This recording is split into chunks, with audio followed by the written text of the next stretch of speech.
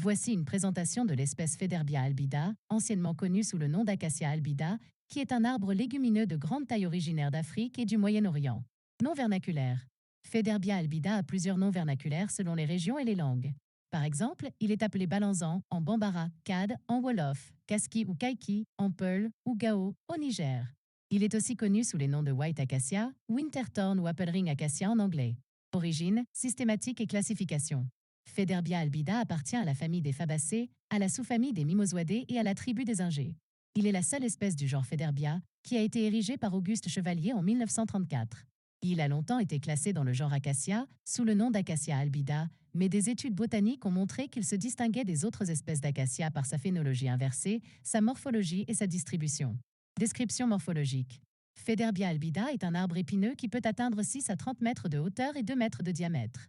Son écorce est grise et se fissure avec l'âge.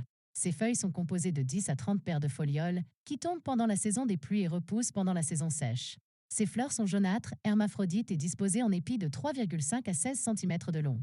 Ses fruits sont des gousses courbées à tordues, de couleur orange à brun rougeâtre, de 10 à 35 cm de long et de 2 à 5 cm de large. Chaque gousse contient de 10 à 30 graines brun foncé, ovoïdes et légères. Usage. Federbia albida est une espèce très utile pour l'agroforesterie, car il offre de nombreux services écosystémiques. Il fixe l'azote dans le sol, améliorant ainsi sa fertilité. Il fournit de l'ombre et du fourrage pour le bétail, ainsi que du bois et du tanin pour les humains. Il sert aussi de source de nourriture pour la faune, notamment les oiseaux et les singes.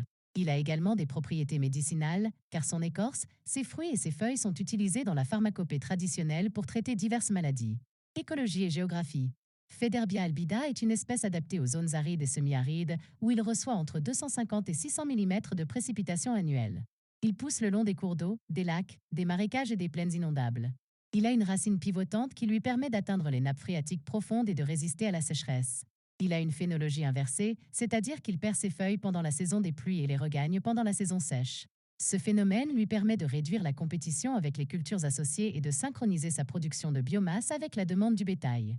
Federbia albida est largement distribué en Afrique et au Moyen-Orient, depuis le Sénégal jusqu'à l'Éthiopie et depuis l'Égypte jusqu'à l'Afrique du Sud.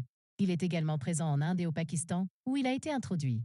Il est absent des zones de haute altitude, de climat froid ou de pluviométrie hivernale.